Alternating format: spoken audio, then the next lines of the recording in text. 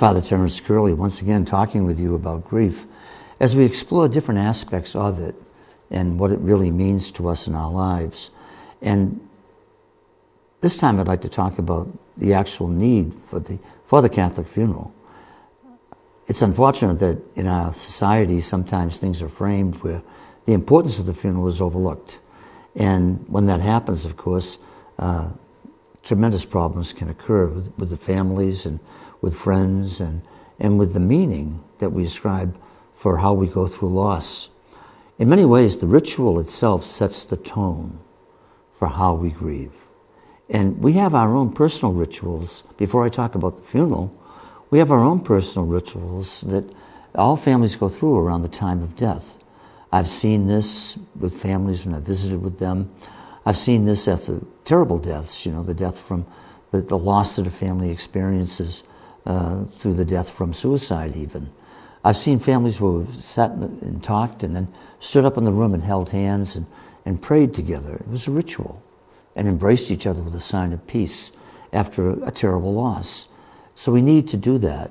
Even in my own family, I remember when my father died, my brothers and sisters, we recalled a story that we wanted to communicate to future generations, and it's about the ritual and the love that my father had for us and the love that's continuing on.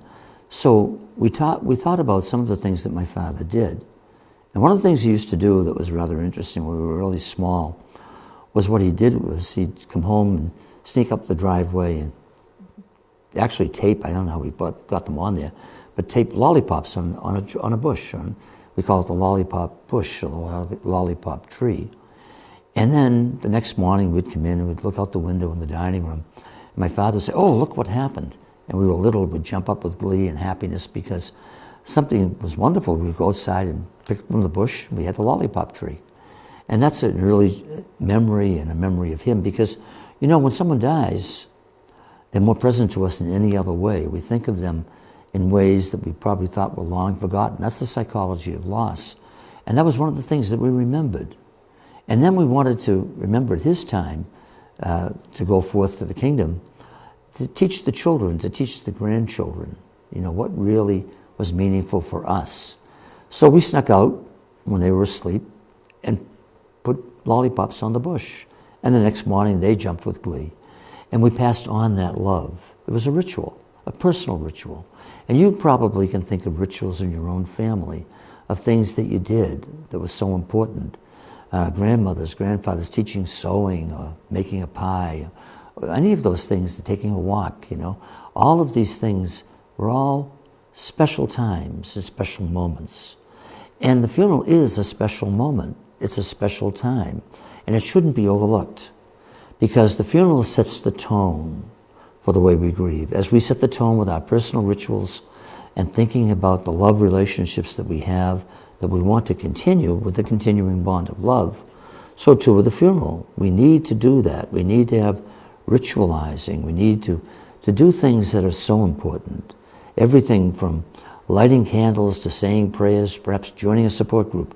All of these things are important for the experience of setting a tone for how we go through the initial times and for the rest of our lives, how we find meaning and how we find hope. My work really began back in 1989 when I wrote about the New Order of Christian Funerals in my dissertation. And I had to study it and think about it and try to gain an overview for a new ritual at that time. It's been quite a while since. It was promulgated in 1989, and then I was writing about it, and that was what I did at Boston University. So I've always had a favorite place in my heart for thinking about and trying to read and grow with our understanding of rituals and the ritual for the death of a Christian. It's really a journey, and the family takes the journey with the church. We all take a journey together, and the journey begins at gathering at the death of a Christian, at the loss of a Christian.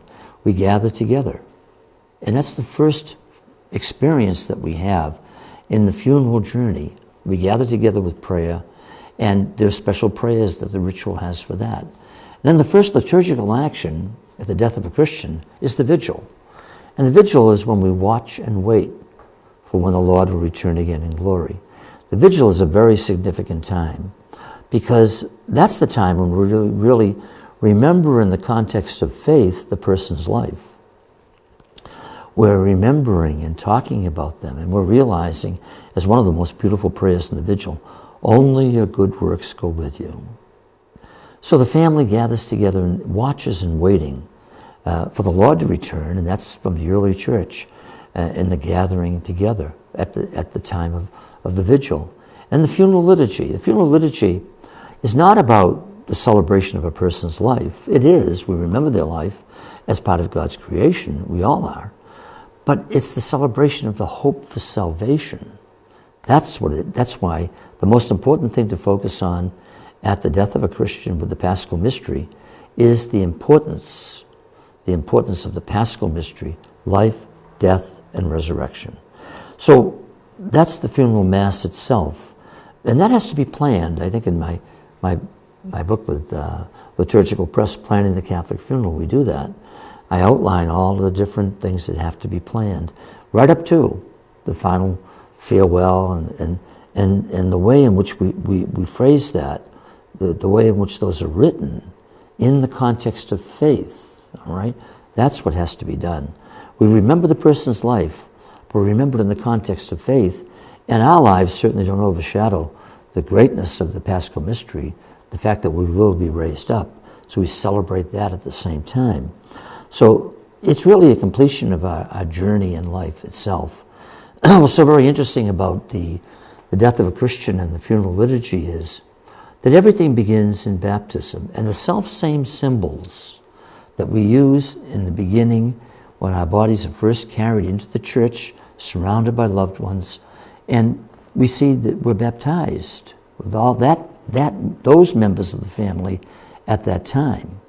And they're held in the arms, and being held in the arms where the waters of life come to us with the actual baptism. But there's the white garment, which will later on be the funeral pall.